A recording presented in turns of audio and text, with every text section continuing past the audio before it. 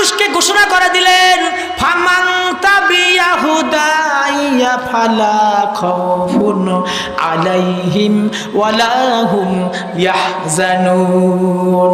যারা আমার এই কোরআনের আইন মেনে চলবে, কোরআন অনুযায়ী জীবন গঠন করবে, তাদের কোনো ভয়ও নাই, তাদের কোনো চিন্তাও নাই। সমাজে দুই ধরনের শিক্ষিত লোক পাওয়া যায়।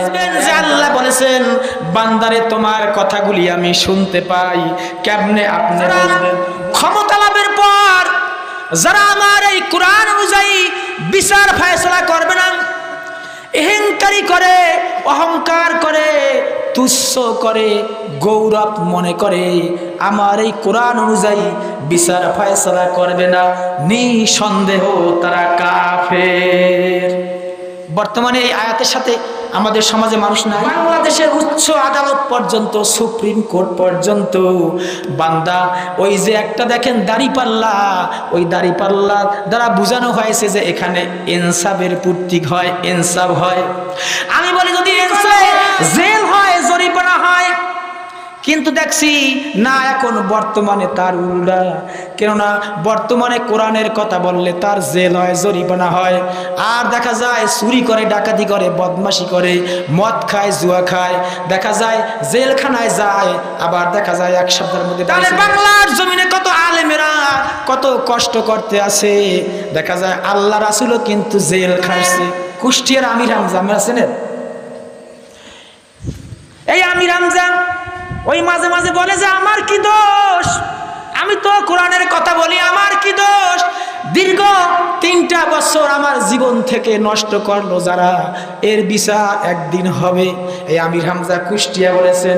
আল্লামা দেলাওয়ার হোসেন সাঈদী 13টা বছর দেখা যায় এই অবস্থায়, কারারুদ্ধ অবস্থায় দুনিয়া থেকে আল্লাহ পাক তারে নিয়ে নিয়েছেন।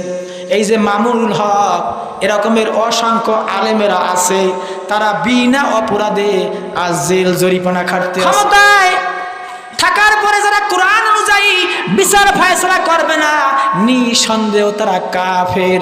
তার জন্য জীবনটা পর্যন্ত শেষ করে দেয়। এমন নেতার পিছে করে যেই নেতা উজুটা করতেও জানে না, যেই নেতা কিভাবে নামাজ পড়বে দেখা যায় তাও জানে না। কয়েকদিন আগে দেখ, চলো চলো চলো সবে নবীজির দরগায়, যেইখানেতে নবীজির শানে দুরূদ পড়া হয়। কে তোমাকে করলো সৃষ্টি এই বিশ্ব ভুবনে, যার শিলায় হলা সৃষ্টি তিনি হলেন মুহাম্মদ। উপস্থিত জয়খালী এতিমখানা সালেহিয়া হাফিজিয়া মাদ্রাসা উদ্যোগে 2 দিন ব্যাপী ইসালে সব ওয়াজ মাহফিলের আয়োজন করা হয়েছে। উক্ত মাহফিলের স্টেজের ভিতরে বসে আছেন আমার দিনদার, ইমানদার, মুআজ্জাজ মহতারাম, আমার সমবয়সী যুবক ভাইরা। আসসালামু আলাইকুম ওয়া রাহমাতুল্লাহি ওয়া বারাকাতুহু। আপনাদের দোয়ায় যে কথাটা বলা ঠিক না, তবুও বলতে হয়। আমার জীবনের প্রথম মাহফিল হচ্ছে এই ময়দান, বলে আলহামদুলিল্লাহ।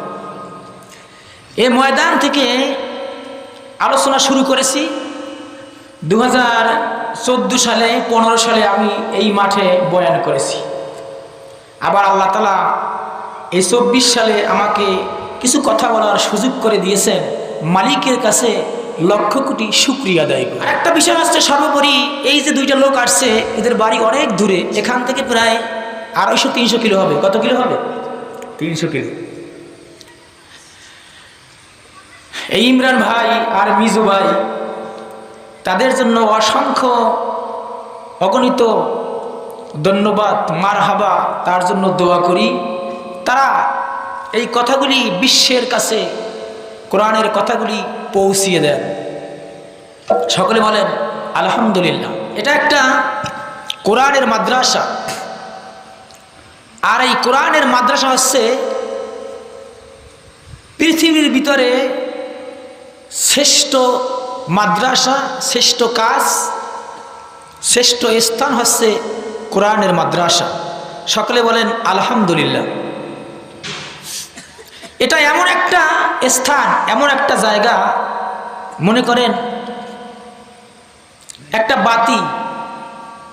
বাতি থেকে আপনি হাজারো বাতি যদি আপনি জ্বালান, তাইলে মূল বাতির কি কোনো ক্ষতি হবে? জবাব দেন, কোনো ক্ষতি হবে? জবাব না দেন তাহলে আমি মনে করব আমি বুঝি মিথ্যে কথা বলতে আছি। একটা বাতি থেকে যদি আপনি হাজারো বাতি যদি জ্বালিয়ে নেন, মূল বাতির কোনো ক্ষতি হবে? এটা এমন একটা বাতি, যেই বাতি থেকে আপনি হাজারো শিক্ষা গ্রহণ করবেন, কিন্তু এই প্রতিষ্ঠান থেকে শিক্ষা গ্রহণ করবেন, কিন্তু এই প্রতিষ্ঠানের কখনো ক্ষতি হবে না, কখনো এই আলো কখনো কমবে না। আল্লাহু আকবার। কোরআন হচ্ছে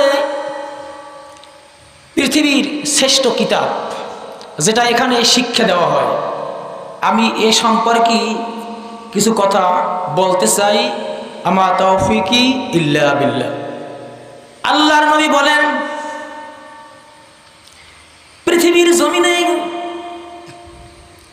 যেই ব্যক্তি দ্বীনের আলোচনা করবে, ইসলামের কথা বলবে, এবং যারা ওই কথাগুলি মনোযোগ দিয়ে শুনবে, আল্লাহ রাসূল বলেছেন, কোন আল্লাহর বান্দা যদি রাত্রিতে 1 ঘন্টা ইলম আলোচনা করে বা শুনে, তার আমল নামায় 60 বছরের নফল ইবাদতের সব দান করা হয়। বলে সুবহানাল্লাহ। আল্লাহ রাসূল বলেছেন, কোরআন হচ্ছে পৃথিবীর মানুষের জন্য শ্রেষ্ঠ শিক্ষা। এই জন্য আল্লাহ রাসূল বলেছেন, খায়রুকুম মান তাআল্লামাল কুরআনা ওয়া আল্লামাহু। তোমাদের মধ্যে ওই ব্যক্তি সর্বোত্তম যে নিজে কোরআন শিক্ষা করে এবং অপরকে শিক্ষা দেয়। কোরআন শিক্ষা করা এবং অপরকে শিক্ষা দেওয়া সবচাইতে উত্তম কাজ। এটা হচ্ছে আল্লাহর রাসূলের কথা। যেমন আমরা অনেক সময় একটা গজল আছে এই কোরআন সম্পর্কে, এই গজলটা আমরা বিভিন্ন জায়গায় গেয়ে থাকি। এই মাদ্রাসার ছাত্ররাও অনেক সময় গায়। এই প্রসঙ্গে একটা গজলও আছে, কুরআন শিক্ষা করো মুসলমান, কুরআন শিক্ষা করো, নবেল নাকট ছেড়ে দিয়ে আল্লাহর কুরআন পড়ো। যার সিনাতে আছে কোরআন, নাইকো তাহার ডর, কোরআন সারা হৃদয় খানি শয়তানেরই ঘর। কুরআন শিক্ষা করো মুসলমান, কুরআন শিক্ষা করো, নবেল নাকট ছেড়ে দিয়ে আল্লাহর কুরআন পড়ো। যার সিনাতে আছে কুরআন, নাইকো তাহার ডর, কুরআন সারা হৃদয় খানি শয়তানেরই ঘর। কুরআন মোদের মাথার মুটুক, কুরআন মোদের মূল, সব মোদেরই ফুরিয়ে যাবে থাকিবে কোরআন।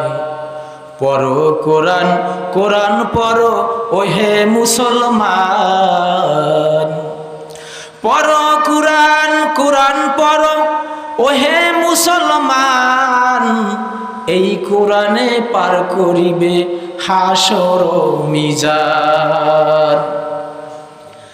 হাজার কিতাব পড়ো যদি নেকি নাই গোতাতে,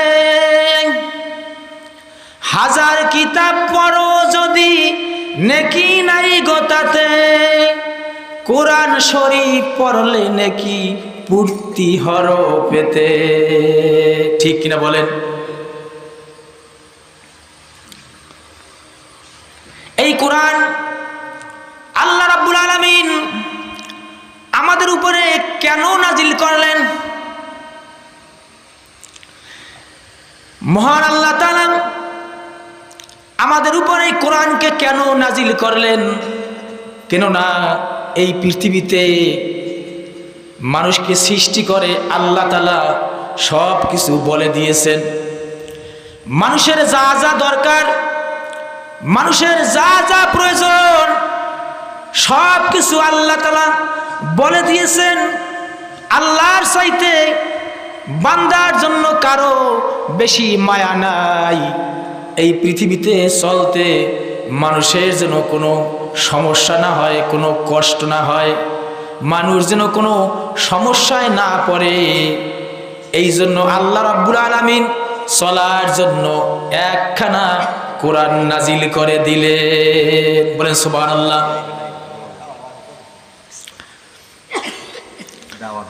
এই কোরআন আল্লাহ তাআলা নাজিল করে মানুষকে একটা পথের দিশা দিয়েছেন, মানুষকে একটা পথের দিশা দিয়েছেন।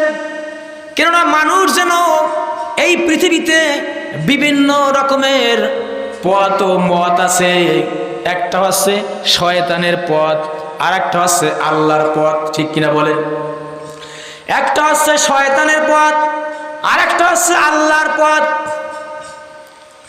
মানুষ যেন শয়তানের পথে অনুসরণ না করে, শয়তানের পথে যেন মানুষ যেন না চলে, এই জন্য আল্লাহ রাব্বুল আলামিন মানুষের মাঝে একখানা কোরআন নাজিল করেছেন। বলেন সুবহানাল্লাহ।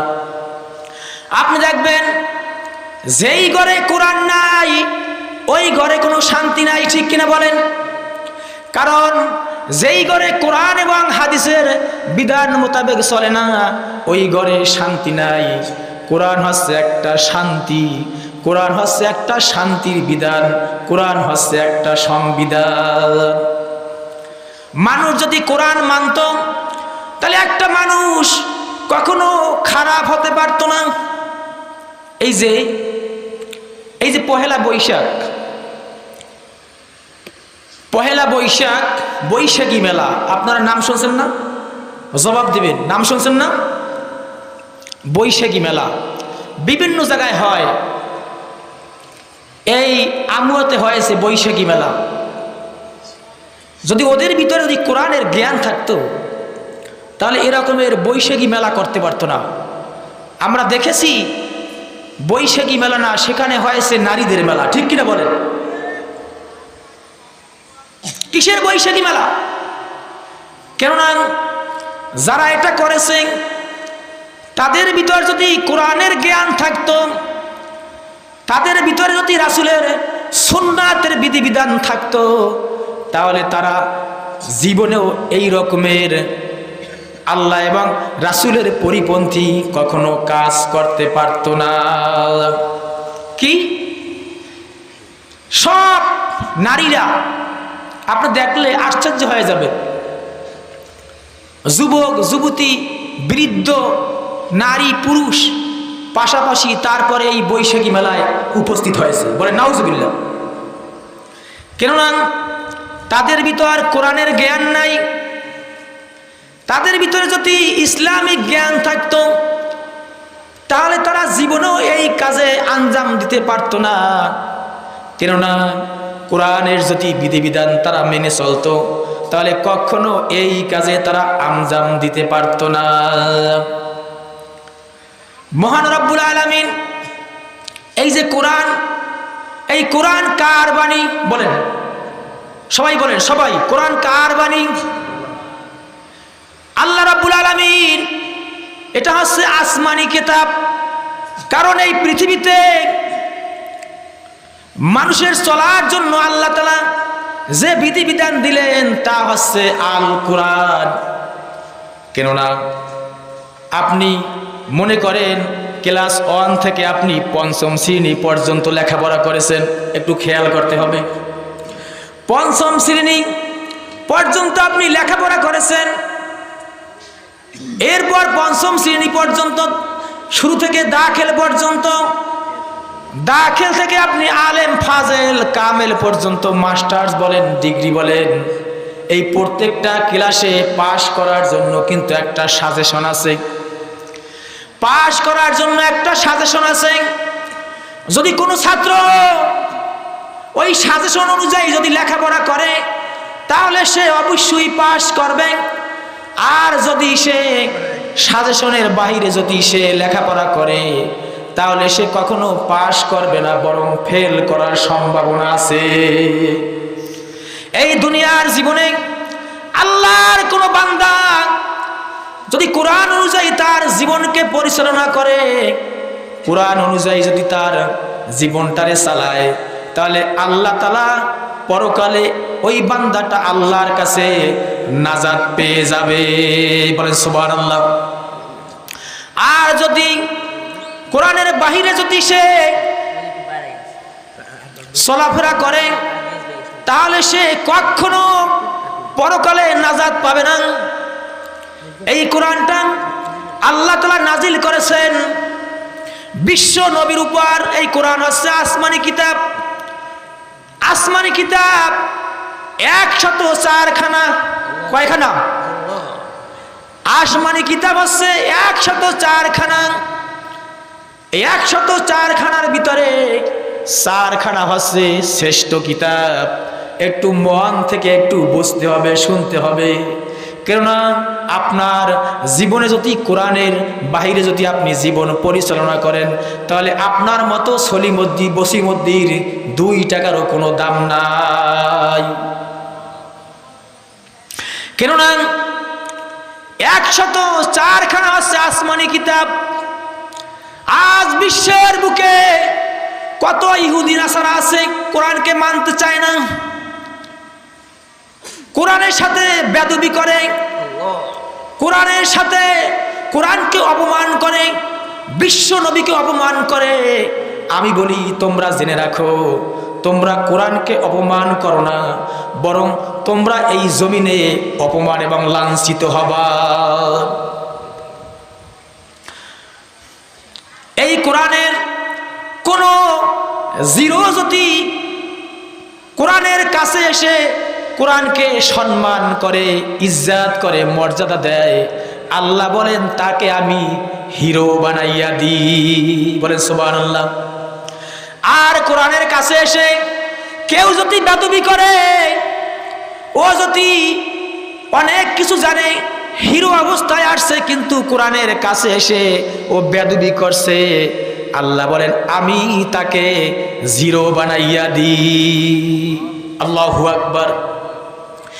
104 খানা আসমানি কিতাব, প্রত্যেকখানা কিতাব নাজিল করেছেন আল্লাহ তাআলা যুগে যুগে অসংখ্য নবীর কাছে। এই 4 খানা কিতাবের ভিতরে 104 খানা কিতাবের ভিতরে 4 খানা হচ্ছে শ্রেষ্ঠ কিতাব। এই 4 খানা শ্রেষ্ঠ কিতাব 4 জনের উপরে নাজিল হয়েছে, আর 100 খানা আবার 4 জনের উপরে নাজিল হয়েছে। বলেন সুবহানাল্লাহ। সকলে বলেন সুবহানাল্লাহ। 100 খানা নাজিল হয়েছে 4 জনের উপরে। হযরতে আদম আলাইহিস সালামের উপরে নাজিল হয়েছে 10 খানা। আলহামদুলিল্লাহ। হযরতে শীস আলাইহিস সালামের উপরে নাজিল হয়েছে 50 খানা। হযরতে ইদ্রিস আলাইহিস সালামের উপর নাজিল হয়েছে 30 খানা। হযরতে ইব্রাহিম খলিলুল্লাহর উপরে নাজিল হয়েছে 10 খানা। বলেন সুবহানাল্লাহ। আর শ্রেষ্ঠ 4 খানা যে নাজিল হয়েছে, 4 জন শ্রেষ্ঠ নবীর উপরে। বলেন সুবহানাল্লাহ। তাওরাত নাজিল হয়েছে হযরতে মূসা আলাইহিস সালামের উপর, জাবুর নাজিল হয়েছে হযরতে দাউদ আলাইহিস সালামের উপর, ইনজিল নাজিল হয়েছে হযরতে ঈসা আলাইহিস সালাতু ওয়াস সালামের উপর, আর কোরআন মাজিদ নাজিল হয়েছে আমার নবী হযরত মুহাম্মদ সাল্লাল্লাহু আলাইহি সাল্লামের উপর। আল্লাহু আকবার। আল্লাহ রাব্বুল আলামিন এই কোরআন ছিল লাউহে মাহফুজে। কোরআন হচ্ছে আমাদের জীবনের সংবিধান। ও দুনিয়ার মানুষেরা, আপনার অন্তরের ভিতরে, আপনার মনের ভিতরে যদি কোরআনের কোনো জ্ঞান না থাকে, তাহলে আপনার মতো আমার মতো লোকের আল্লাহর কাছে কোনো মূল্য নাই, কোনো চার আনার কোনো দাম নাই। এই কোরআন নাজিল হয়েছে, এই কোরআন ছিল লাউহে মাহফুজে। লাউহে মাহফুজ থেকে আল্লাহ তাআলা জিবরাইলের মাধ্যমে রমজান মাসে 27শে রমজান অর্থাৎ কদরের রাত্রিতে আল্লাহর নবীর উপরে সর্বপ্রথম কোরআন নাজিল করা হয়। বলেন সুবহানাল্লাহ। বিভিন্ন প্রেক্ষাপটে বিভিন্ন সমস্যার সমাধান অনুযায়ী মক্কার কাফের মুশরিকরা, ইহুদি নাসারারা যখন আল্লাহ রাসূলের উপরে কোনো কিছু খামাখা জোর জবরদস্তি করত, তখন আল্লাহ রাব্বুল আলামিন কোরআনের আয়াত নাজিল করে তার সুন্দর জবাব দিয়া দিতেন। বলে সুবহানাল্লাহ। রাসূল করিম সাল্লাল্লাহু আলাইহি সাল্লামের উপর যখন কোরআন নাজিল হলো, এই যে কোরআন, আমরা এই কোরআনটা কি বাংলা শব্দ না আরবি শব্দ? বলেন, এটা সবার কাছ থেকে জবাবটা শুনতে চাই। আরবি শব্দ। এই কোরআন হচ্ছে একটা আরবি শব্দ। আচ্ছা, এক লোক মানে এক ইমাম সাহেব মসজিদে ইমামতি করতে আছে। এখন মসজিদে ইমামতি করার পর কিছু মুসল্লিরা আছে, দেখবেন ইমামরে খালি খোঁচায়। ও মনে মনে বোঝে এমন মুসল্লি আছে যে ইমাম কি জানে আমি তার চাইতে বেশি জানি। আছে না সমাজে? এখন ইমাম সাহেব কিছু বলতে আছে না, বিভিন্ন রকমের কথা বলে ইমামকে পরীক্ষা করার জন্য। ইমাম সাহেব কোনো জবাব দিতে আছে। একদিন বলতেছে, ভাই আপনি এত কিছু জানেন, আচ্ছা আপনাকে আমি একটা প্রশ্ন করি, আপনি বলেন তো এই কোরআনের বাংলা কি? মনে করেন এখানে 100 লোক আছে বা 500 লোক আছে। আমার তো মনে হয় যদি জিজ্ঞেস করি এই কোরআনের বাংলা কি, কোরআন তো কোরআন, কোরআন শরীফ, যদি জিজ্ঞেস করি এর বাংলা কি, বাংলা এই কোরআনের অর্থটা কি, আমার তো মনে হয় শতকরা 80 জন ফেল। ইমাম সাহেব বলতে আছে, আপনি তো অনেক কিছু জানেন, আপনি বলেন তো এই কোরআনের বাংলা কি? বলতে পারতে আছে না। বলে, আপনাকে তো মনে হয় যে আপনি অনেক কিছু জানেন, অথচ আপনাকে একটা সাধারণ প্রশ্ন করলাম, আপনি তো আমার সাথে অনেক প্রশ্ন করলেন ইমামকে পরীক্ষা করার জন্য। আপনি এই কোরআনের বাংলা অর্থটা কি একটু বলেন। বলে, আমার জানা নাই। আজ দেখবেন আমরা মুসলমান, কোরআনকে দেখা যায় আমরা সব সময় কোরআন কোরআন বলে আমরা ঘোষণা করি, মুখে উচ্চারণ করি, অথচ এর বাংলাটা কি আজও পর্যন্ত যদি কাউকে প্রশ্ন করা হয়, আমার তো মনে হয় শতকরা 80 জন ফেল। ঠিক কিনা বলে? কোরআনের বাংলা হচ্ছে পঠিত। পঠিত কি? এই পৃথিবীর ভিতরে পঠিত শব্দ অর্থ অধিক পাঠযোগ্য, অধিক পাঠ করা হয় যেই কিতাব। এই পৃথিবীর জমিনে বাইবেল আছে, এরপরে গীতা আছে, ত্রিপিটক আছে, কোরআন মাজিদ আছে, অন্যান্য আরো কিতাব আছে, কিন্তু সবচাইতে বিশ্বের ভিতরে এই কোরআন শরীফ বেশি পাঠ করা হয়। মানে আল্লাহু আকবার। এই বেশি পাঠ করা হয় কোরআন শরীফ, এই জন্যই এর নাম হয়েছে অধিক পঠিত। বলে আল্লাহু আকবার। রাসূল করিম সাল্লাল্লাহু আলাইহি সাল্লামের উপরে যখন কোরআন শরীফ নাজিল করা হলো ওহীর মাধ্যমে, জিবরাইল আলাইহিস সালাম যখন আল্লাহর নবীর কাছে এই কোরআনের আয়াত নাজিল করা শুরু করলেন, রাসূল করিম সাল্লাল্লাহু আলাইহি সাল্লামের বয়স যখন 40 বছর, ওই সময় কোরআনের আয়াত নাজিল হলো। বলেন সুবহানাল্লাহ। আল্লাহর নবীর উপরে যখন কোরআনের আয়াত নাজিল হলো, মক্কার কাফের মুশরিকরা, মক্কার বিভিন্ন সাহিত্যিকরা, বিভিন্ন পণ্ডিতেরা তারা এইটা বিশ্বাস করলো না। তারা বলা শুরু করলো এটা মুহাম্মাদের বানানো কথা, এটা জাদুকরদের জাদু ক্রিয়া মাত্র, এটা বানানো কথা। তারা যখন বিশ্বাস করলো না, তখন আল্লাহ রাব্বুল আলামিন তাদেরকে জানাই দিলেন যে ঠিক আছে, এটা যদি মুহাম্মাদের যদি বানানো কথা হয়, তাহলে তোমরা পারলে এই যে কোরআনের যে 114টা সূরা আছে, 6666টা আয়াত আছে, তোমরা পারলে কোরআনের মতো, কোরআনের সূরার মতো পারলে 10টা সূরা নাজিল করে তোমরা তৈরি করলে পারলে দেখাও। ওই কাফের মুশরিকরা, ওই কবি সাহিত্যিকরা তারা চ্যালেঞ্জ করলো, কিন্তু তারা কেউ সাহস করলো না যে কোরআনের একটা সূরা বানায় দেখাবার মতো। আল্লাহ পাক তাদেরকে ঘোষণা করলেন, তাহলে তোমরা পারলে কোরআনের একটা ছোট্ট একটা সূরার মতো একটা সূরা বানায় দেখাও। ছোট্ট সূরা আছে সূরাতুল কাউসার, এই কাউসারের মতো পারলে তোমরা একটা সূরা বানায় দেখাও, একটা তৈরি করে দেখাও। তাতেও তারা অক্ষম হলো।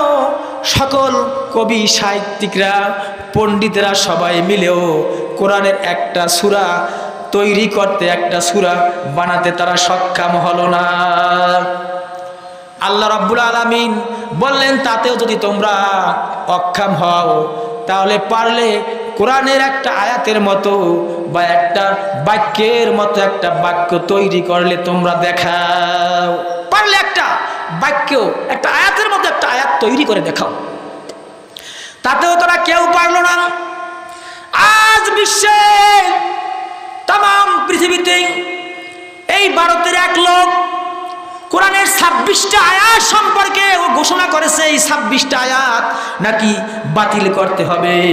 আমি বলি, তুমি বাতিল করতে চাও, তুমি জিন্দেগিতেও পারবা না, বরং তুমি জমিন থেকে বরবাদ হয়ে যাবা। আল্লাহু আকবার।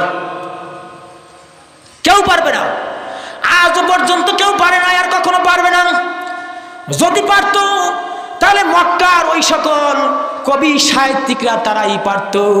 পৃথিবীর মানুষ কেউ পারবে না। যতদিন কিয়ামত পর্যন্ত যদি চ্যালেঞ্জ করে, কেউ একটা শব্দেরও পরিবর্তন করতে পারবে না। আল্লাহু আকবার। আল্লাহ রাব্বুল আলামিন তাদের জবাবে জানাই দিলেন, ওয়াইন কুনতুম ফি রাইবিম মিম্মা নাযালনা আলা আবদিনা ফাতু বিসূরাতিম মিন মিসলি ওয়াদউ শুহাদাআকুম মিন দুনিল্লাহি ইন কুনতুম সাদিকিন। আল্লাহ রাব্বুল আলামিন তাদের এই কথার জবাবে আল্লাহ তাআলা চ্যালেঞ্জ করলেন যে তোমাদের দাবিতে যদি তোমরা সত্যবাদী হও, আমি যে আমার আব্দিনা, আমার বান্দার উপরে যে আমি কোরআনের আয়াত নাজিল করেছি, আর তাতে যদি তোমরা সন্দেহ পোষণ করো, যদি তোমাদের যদি খারাপ লাগে, যদি তোমরা সন্দেহ পোষণ করো, তাহলে তোমরা তোমাদের দাবি যদি সত্যবাদী হও, তাহলে তোমাদের এক আল্লাহকে বাদ দিয়া পৃথিবীর জমিনে যত সাহায্যকারী আছে, যত বড় বড় কবি সাহিত্যিকরা আছে, যত বড় বড় নেতারা আছে, পারলে কোরআনের মতো একটা সূরা বানাইয়া দেখাও। আল্লাহু আকবার। কিন্তু আজও পর্যন্ত কেউ সক্ষম হলো না, আর কিয়ামত পর্যন্ত কেউ পারবে না। সকলে বলে আলহামদুলিল্লাহ, আল্লাহু আকবার, মারহাবা। মহান রব্বুল আলামিন কোরআন নাজিল করে। আল্লাহ তাআলা, আপনি দেখবেন এই পৃথিবীতে হাজারো কিতাব আছে, যারা বই তৈরি করে, কিতাব রচনা করে, কিতাব তৈরি করে, বই রচনা করে, দেখবেন ওরা বইয়ের প্রথমে কিন্তু লেখে, যদি এই বইয়ের মধ্যে যদি কোনো সন্দেহ থাকে, কোনো ভুল থাকে, তাহলে আমাদেরকে জানাই দেবা, আমরা পরবর্তীতে সংশোধন করে দিব। ঠিক কিনা বলেন? বলে কিনা? কিন্তু আল্লাহ রাব্বুল আলামিন কোরআনের আয়াত নাজিল করে, আল্লাহ রাব্বুল আলামিন ঘোষণা করে দিলেন, জোর তাগিদ করে দিলেন যে আলিফ লাম মিম যালিকাল কিতাবু লা রাইবা ফীহ। আল্লাহ রাব্বুল আলামিন লাম দ্বারা তাগিদ করে দিয়েছেন, লা কখনো না, করিসিন কালেও না, তোমরা করিসিন কালেও এই একটা আয়াতের মতো এর ভিতরে কোনো কিছু সন্দেহ পোষণ করতে পারবে না। আল্লাহ রাব্বুল আলামিন বলেন লা রাইবা ফীহ, এতে কোনো সন্দেহ নাই। এই কোরআনের মধ্যে বিন্দু পরিমাণ কোনো সন্দেহ নাই। এই কোরআনটা হচ্ছে আল্লাহ রাব্বুল আলামিন এর পরের আয়াতে আল্লাহ পাক জানাই দিলেন, এটা হচ্ছে হুদাল্লিল মুত্তাকিন, মুত্তাকিনদের জন্য পথ প্রদর্শক। এখন আসেন, মুত্তাকি কারা? আজ আমরা জীবনভর শুনলাম যে মুত্তাকিন, হুদাল্লিল মুত্তাকিন। মুত্তাকি কারা? মুত্তাকি হচ্ছে যারা আল্লাহরে ভয় করে। আল্লাহরে ভয় করে কারা? যারা খোদা বিরু, তারাই আল্লাহকে ভয় করে। যারা আমার মালিকরে চেনে, আমার মালিকরে বিশ্বাস করে, তারাই হচ্ছে খোদা বিরু, তারাই এই কোরআনকে মেনে চলে। আর তাদের জন্যই আল্লাহ তাআলা বলেছেন এটা হচ্ছে হুদাল্লিল মুত্তাকিন, মুত্তাকিনদের জন্য পথ প্রদর্শক। কিন্তু এই তামাম পৃথিবীর মানুষ, আমি এই কথাটা বিভিন্ন জায়গায় বলি, এই পৃথিবীর মানুষ এই কোরআনটাকে দুইটা ভাবে ব্যবহার করে। এক শ্রেণীর মানুষ ব্যবহার করে আল্লাহকে ভয় করার জন্য। এই পৃথিবীর জমিনে আল্লাহর অনেক বান্দা আছে, খাস বান্দা আছে, যারা এই কোরআনটাকে আল্লাহকে ভয় করার জন্য কোরআন মানে, আল্লাহকে ভয় করার জন্য কোরআন মানে। আর যারা আল্লাহকে ভয় করার জন্য মানে, তারাই হচ্ছে আল্লাহ পাকের খাস বান্দা, প্রিয় বান্দা। আর এক শ্রেণীর মানুষ এই কোরআনটাকে তাদের নিজেদের প্রয়োজনে, তাদের নিজেদের সুবিধার জন্য মানে। দেখবেন আপনি তাদের নিজেদের প্রয়োজনে, নিজেদের সুবিধার জন্য মানে। কারণ এই পৃথিবীতে দেখবেন এই কোরআন রিসার্চ করে বৈজ্ঞানিকেরা, পৃথিবীর অনেক বৈজ্ঞানিকেরা, বাহিরের রাষ্ট্রের লোকেরা কোরআনকে রিসার্চ করে অনেক কিছু তৈরি করেছে। আপনি দেখবেন এক সময় মোবাইল ছিল না, এই মোবাইল ছিল এক সময়, এক সময় মোবাইল ছিল না, ফেসবুক ছিল না, ইন্টারনেট ছিল না, হেলিকপ্টার ছিল না, প্লেন ছিল না, রকেট ছিল না। এইটা ওই বৈজ্ঞানিকরা কোরআন থেকে রিসার্চ করে, তারপরে এটা বের করে তারা তৈরি করেছে। বলে আল্লাহু আকবার।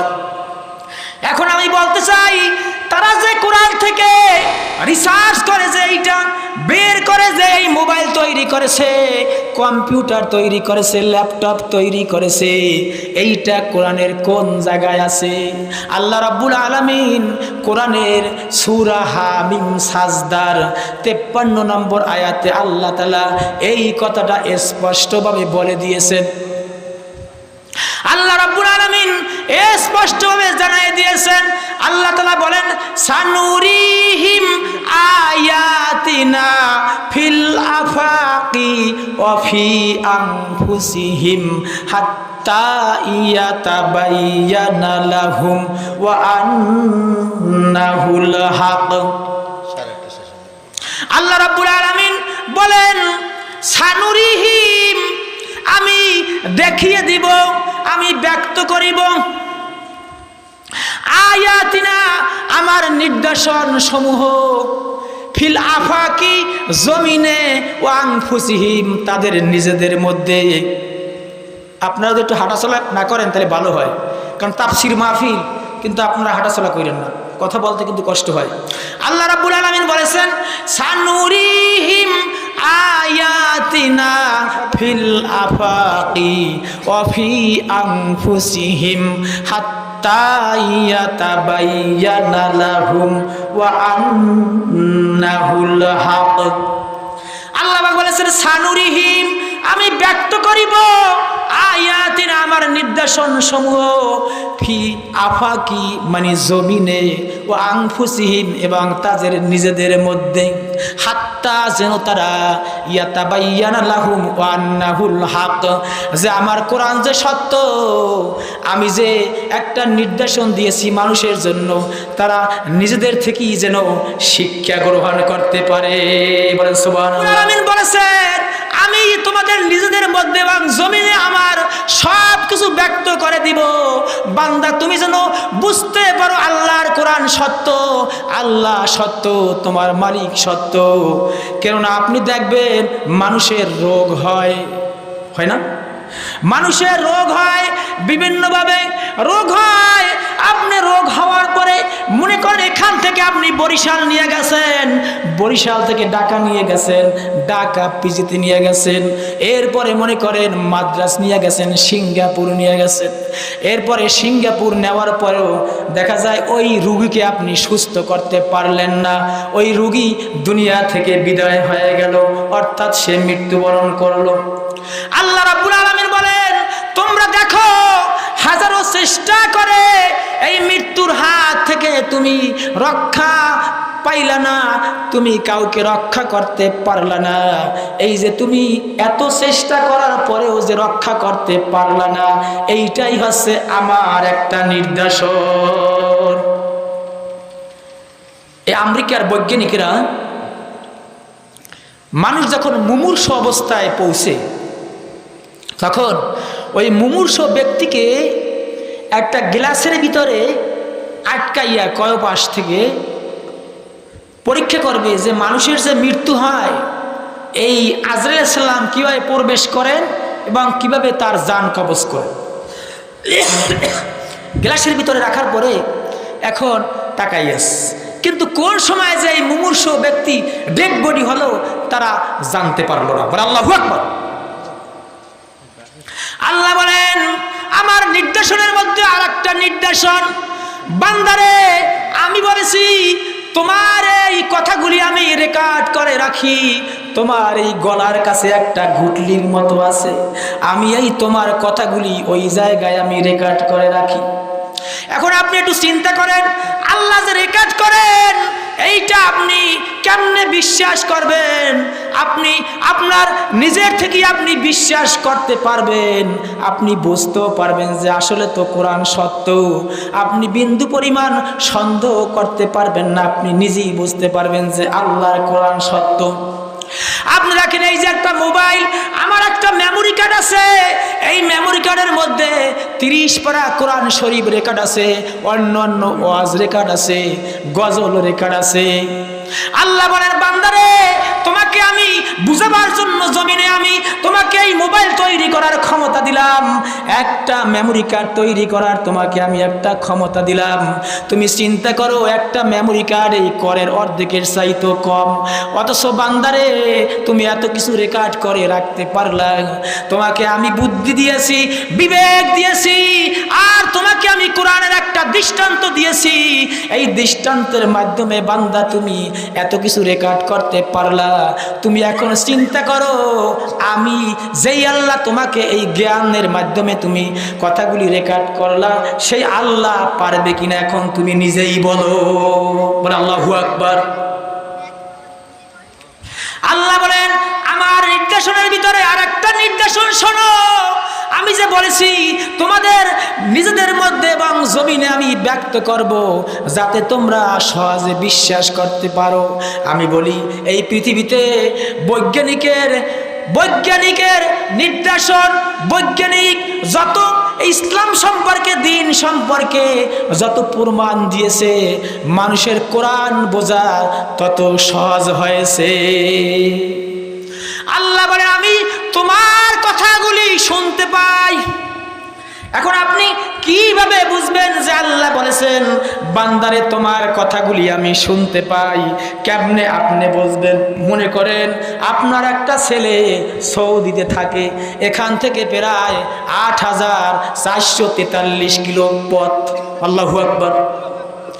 ৮,৪৪৩ কিলো পথ এই বাংলাদেশ থেকে সৌদি পর্যন্ত। অথচ আপনার ছেলে সৌদিতে থাকে বা মালয়েশিয়া থাকে, কুয়েত থাকে, আপনি মোবাইলের ভিতরে নাম্বার উঠাইয়া আপনি একটা কল দিয়েছেন, হ্যালো বলছেন, সাথে সাথে আপনি রিসিভ করে কথা বলতে পারছেন। আল্লাহ বলেন বান্দারে এই কথা বলার তৌফিক, কথা বলার ক্ষমতা তোমাকে কে দিল? তুমি কি একবার চিন্তা করে দেখেছো যে আল্লাহ তোমাকে কথা বলার শক্তি দিল? সেই আল্লাহ বলেছেন বান্দারে আমি তোমার কথাগুলি শুনতে পাই। আল্লাহু আকবার।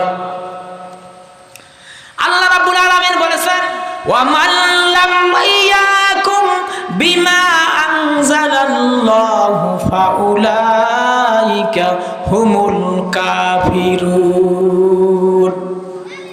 যারা ক্ষমতা লাভের পর যারা আমার এই কোরআন অনুযায়ী বিচার ফয়সালা করবে না, অহংকারী করে, অহংকার করে, তুচ্ছ করে, গৌরব মনে করে আমার এই কোরআন অনুযায়ী বিচার ফয়সালা করবে না, নিঃসন্দেহ তারা কাফের। বর্তমানে এই আয়াতের সাথে আমাদের সমাজে মানুষ নাই? আছে? জবাবদার আছে? আল্লাহ পাক বলেছেন যারা আমার এই কোরআন অনুযায়ী বিচার ফয়সালা করবে না, নিঃসন্দেহ তারা কাফের। ক্ষমতা পেয়ে যারা এই কোরআন অনুযায়ী বিচার ফয়সালা করবে না, নিঃসন্দেহ তারা কাফের। এই ক্ষমতা বলতে শুধু রাষ্ট্রীয় ক্ষমতা না। অনেকে বলে আপনি দেখবেন সুপ্রিম কোর্টের সামনে একখানা দেখা যায় একটা দাঁড়িপাল্লা আছে। যারা গেছেন তারা দেখছেন সুপ্রিম কোর্টের সামনে বাংলাদেশের সর্বোচ্চ আদালত হচ্ছে সুপ্রিম কোর্ট। একদম গ্রাম পুলিশ থেকে একদম শহীদার থেকে শুরু করে একদম বাংলাদেশের উচ্চ আদালত পর্যন্ত, সুপ্রিম কোর্ট পর্যন্ত বান্দা ওই যে একটা দেখেন দাঁড়িপাল্লা, ওই দাঁড়িপাল্লা দ্বারা বোঝানো হয়েছে যে এখানে ইনসাফের প্রতীক হয়, ইনসাফ হয়। আমি বলি যদি ইনসাফ হয়, দেখেন ছোট সময় শুনেছি যে মানুষ চুরি করলে জেল হয়, জরিমানা হয়, কিন্তু দেখছি না এখন বর্তমানে তার উল্টা। কেননা বর্তমানে কোরআনের কথা বললে তার জেল হয়, জরিমানা হয়। আর দেখা যায় চুরি করে, ডাকাতি করে, বদমাশি করে, মদ খায়, জুয়া খায়, দেখা যায় জেলখানায় যায়, আবার দেখা যায় 1 সপ্তাহের মধ্যে বাড়ি চলে আসে। আজ দেখবেন যদি এইটা যদি না হতো তাহলে বাংলার জমিনে কত আলেমেরা কত কষ্ট করতে আছে। দেখা যায় আল্লাহ রাসূলও কিন্তু জেল খাটছে। এই যে মনে করেন কুষ্টিয়ার আমির হামজা, আমরা চেনেন? এই আমির হামজা ওই মাঝে মাঝে বলে যে আমার কি দোষ, আমি তো কোরআনের কথা বলি, আমার কি দোষ? দীর্ঘ 3টা বছর আমার জীবন থেকে নষ্ট করলো যারা, এর বিচার একদিন হবে। এই আমির হামজা কুষ্টিয়া বলেছেন। আল্লামা দেলাওয়ার হোসেন সাইদি 13টা বছর দেখা যায় এই অবস্থায়, কারারুদ্ধ অবস্থায় দুনিয়া থেকে আল্লাহ পাক তারে নিয়ে নিয়েছেন। এই যে মামুনুল হক, এরকমের অসংখ্য আলেমেরা আছে, তারা বিনা অপরাধে আজ জেল জরিমানা খাটতে আছে। কই? তাহলে কোরআনে এটা উল্টো না? আল্লাহ রাসূল বলেছেন খায়রুকুম মান তাআল্লামাল কুরআনা ওয়া আল্লামা। আমার নবী বলেন তোমাদের মধ্যে সর্বোত্তম আছে ওই ব্যক্তি যেই ব্যক্তি কোরআন শিক্ষা করে এবং অন্যকে শিক্ষা দেয়। আজ আলেমেরা বিশ্বের জমিনে কোরআনের আলোচনা করে, তাই দেখেন কোরআনের আলোচনা করে, অথচ আল্লাহ রাসূল বলেছেন তারা উত্তম। কই? তারা তো বাস্তবিকই তো আপনি তার উল্টা করলে। আমি আমি বলতেছিলাম যে যারা ক্ষমতায় থাকার পরে যারা কোরআন অনুযায়ী বিচার ফয়সালা করবে না, নিঃসন্দেহ তারা কাফের। এইটা আমার কথা না, আল্লাহর কোরআনের কথা। তবে এই ক্ষমতা বলতে শুধু কিন্তু রাষ্ট্রীয় ক্ষমতা না। ক্ষমতা বলতে আপনি মনে করেন আপনার ঘরের পরিবারের আপনি একজন দায়িত্বশীল ব্যক্তি, আপনি আপনার পরিবারকে যদি কোরআন অনুযায়ী যদি পরিচালনা না করেন, কোরআনের বিধান মোতাবেক যদি আপনি পরিচালনা না করেন, তাহলে আপনিও কিন্তু এই দলে পড়বেন। আপনি আপনার বাড়ির একজন ক্ষমতাশীল ব্যক্তি, আপনি এলাকার একজন মেম্বার, আপনি একজন চেয়ারম্যান, আপনি আপনার দায়িত্বগুলো সঠিকভাবে যদি আপনি পালন না করেন, তাহলে আপনিও কিন্তু এই আয়াতের মধ্যে পড়বেন। এই ক্ষমতা বলতে শুধু রাষ্ট্রীয় ক্ষমতা না, যে যেখানে দায়িত্ব পালন করেন সঠিকভাবে কোরআন যদি না পালন করেন, তাহলে নিঃসন্দেহ আপনি কাফের। আল্লাহ রাব্বুল আলামিন কোরআনুল কারীমে সূরা বাকারার 38 নম্বর আয়াতে আরেকটা কথা ঘোষণা করে দিলেন, ফামান তাবিয়া হুদাইয়া ফালা খাউফুন আলাইহিম ওয়ালা হুম ইয়াহজানুন। ফামান যারা তাবিয়া অনুসরণ করবে, হুদাইয়া আমার পথ, ফালা খাউফুন, আল্লাহু আকবার। আল্লাহ পাক এখানে ফালা খাউফুন, খৌফ শব্দ অর্থ ভয়, আমার আল্লাহ ঘোষণা করেছেন ফালা খাউফুন, তাদের কোনো ভয় নাই, ওয়ালা হুম ইয়াহজানুন, তাদের কোনো চিন্তাও নাই। মানে আল্লাহু আকবার। আমাকে যদি কেউ বলে হুজুর আপনার পরিবারে যা কিছু দরকার, যা কিছু প্রয়োজন আমি সব দায়িত্ব নিয়ে নিলাম, তাহলে আপনি দেখেন আমার কি কোনো চিন্তা আছে? কেউ যদি আমাকে বলে হুজুর আপনার টাকা পয়সা অর্থ সম্পদ বাড়ি গাড়ি যা দরকার আমি সব দিয়া দিব, আমার কোনো চিন্তা আছে? আমার যেইভাবে কোনো চিন্তা নাই, ওইভাবে আল্লাহ তাআলা পৃথিবীর মানুষকে ঘোষণা করে দিলেন, ফামান তাবিয়া হুদাইয়া ফালা খাউফুন আলাইহিম ওয়ালা হুম ইয়াহজানুন। যারা আমার এই কোরআনের আইন মেনে চলবে, কোরআন অনুযায়ী জীবন গঠন করবে, তাদের কোনো ভয়ও নাই, তাদের কোনো চিন্তাও নাই। কিন্তু এক শ্রেণীর মানুষ দেখবেন কোরআনের কাছেও আসে না, কোরআন জীবনে পড়েও না। আরো দেখা যায় কোরআনের বিরোধিতা করে, আলেম দেখলে ঠাট্টা করে, বিদ্রূপ করে। কয় আলেমরা কি বোঝে, ওরা দাঁড়িয়ে টুপি রাখছে, পাঞ্জাবি গোল পাঞ্জাবি গায়ে দিয়া, ওরা বুঝি বিবেক বুদ্ধিরে বুঝি তালা লাগাইছে। আমারে মাঝে মাঝে অনেকে বলে যে হুজুর এইটা সেইটা। আমি তাদেরকে কোরআনের আয়াত অনুযায়ী তাদেরকে বুঝাবার একটা চেষ্টা করি। ওরা মনে করে যে আলেমেরা পাঞ্জাবি আর টুপি গায়ে দিয়া বুঝি বিবেক বুদ্ধিরে তালা লাগাইছে। না না, কেননা আলেমেরা কোরআন পড়ে, আর কোরআন হচ্ছে আল্লাহ সুবহানাহু তাআলা কোরআন নাজিল করেছেন। কারণ আল্লাহর চাইতে বেশি জ্ঞান কার আছে? এই পৃথিবীর জমিনে কারো নাই। তাই আলেমেরা কোরআন পড়ে।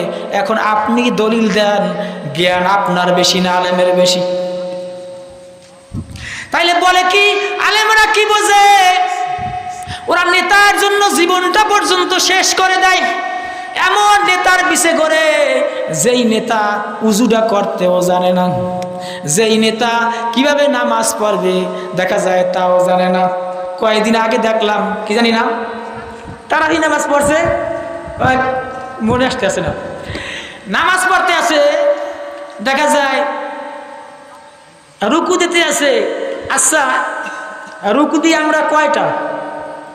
জবাব দেন, একটা না? আর সেজদা দি কয়টা? দুইটা। এখন উনি আমি দেখতে আছি এই ফেসবুকের ভিতরে যে রুকু দিতে আছে এরকম তিনটা, আবার সেজদাও দিতে আছে। তাহলে দেখবেন এমন নেতা ও নামাজ কিভাবে পড়ে তাও জানে না। এমন নেতার পিছে ঘুইরা তোমার মূল্যবান সময়টা তুমি নষ্ট করতে আসো। তুমি কি একবার চিন্তা করেছো যে এই নেতার পিছে আমার জীবনটা আমি শেষ করে দিলাম, এই নেতা আমার জন্য কি করতে পারবে? নেতার পিছে ঘোরে, অথচ আলেমের কথা শোনে না। এই পৃথিবীতে নবী রাসূলেরা আর আসবে না। আসবে? নবী রাসূলেরা আর আসবে না।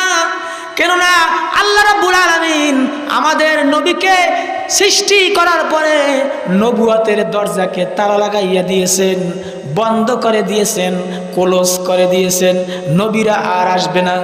আল্লাহ রাসূল বলেছেন, ওয়া ইন্নাল উলামা ওয়ারাসাতুল আম্বিয়া, নবীরা আসবে না, কিন্তু আলেম ওলামা হচ্ছে নবীদের ওয়ারিস। অথচ দেখা যায় ওরা আলেম ওলামাদের কথা শোনে না, তাদের সাথে আরো ঠাট্টা করে, বিদ্রুপ করে। আমি বলি, এই দলে যারা আছেন আপনারা এখনই আপনারা এই থেকে ফিরে আসেন। এখনই আপনারা মনে মনে সিদ্ধান্ত করেন জীবনে আর কারো কোনো আলেম ওলামার সমালোচনা করব না, কারো সমালোচনা করব না। পৃথিবীর জমিনে কারো সমালোচনা করব না। কেননা আল্লাহ তাআলা এই পৃথিবীর জমিনে মানুষের সমালোচনাটা কখনো আল্লাহ তাআলা পছন্দ করেন না। আল্লাহ রাব্বুল আলামিন কোরআনুল কারীমে বলেছেন, কুনতুম খায়রা উম্মাতিন উখরিজাত লিন-নাসি তা'মুরুনা বিল মা'রুফি ওয়া তানহাউনা আনিল মুনকার। আল্লাহু আকবার।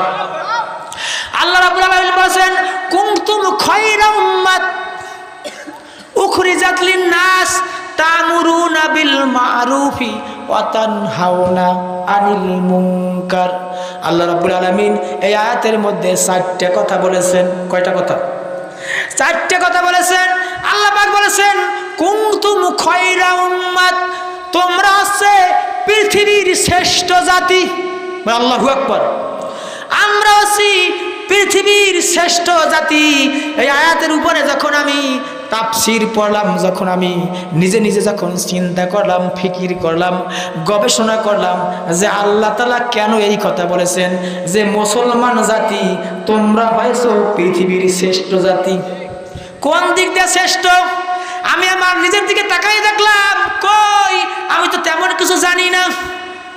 আমি তো ওরকমের তো 5 হাত লম্বাও না, আমার গায়ে তো আরো ইমন ওজনও নাই। কোন দিক থেকে আমরা শ্রেষ্ঠ হইলাম? কেননা এই পৃথিবীর জমিনে আল্লাহর কোরআন মানলে মানে মুসলমানেরা। আল্লাহু আকবার। এই পৃথিবীতে কেননা মুসলমানেরা কোন দিক থেকে শ্রেষ্ঠ? মুসলমান কি খাইতে পারে বেশি এই জন্য? মুসলমানের কি বুদ্ধি বেশি এই জন্য? মুসলমানের কি টাকা পয়সা বেশি এই জন্য? কেননা মুসলমান হচ্ছে আরো গরিব, এদের টাকা পয়সা নাই। কারণ ইহুদি খ্রিস্টানেরা ওরা কোরআন রিসার্চ করে করে ওদের ওই রকমের সম্পদ অর্জন করেছে। তাই আল্লাহ তাআলা কোন দিক থেকে বলল যে পৃথিবীর জমিনে মুসলমান জাতি হচ্ছে শ্রেষ্ঠ জাতি? কেননা এই আয়াতের তাফসীর হচ্ছে, এই আয়াতের মূল কথা হচ্ছে মুসলমান এক কথায় আল্লাহরে মানে। এই জন্য আল্লাহ ঘোষণা করেছেন, মুসলমান জাতি তোমরা হয়েছো পৃথিবীর শ্রেষ্ঠ জাতি। তোমাদেরকে সৃষ্টি করা হয়েছে উখরিজাত লিন-নাস, তোমাদেরকে সৃষ্টি করা হয়েছে মানুষের উপকারের জন্য। কিন্তু মুসলমান যে এখন এমন মুসলমান, উপকার তো ভালো, মানুষের উপকার তো করেই না, বরং আরো ক্ষতি করে। মুসলমান উপকারের জন্য সৃষ্টি করা হয়েছে, অথচ দেখা যায় উপকার তো করি না, বরং ক্ষতি করে।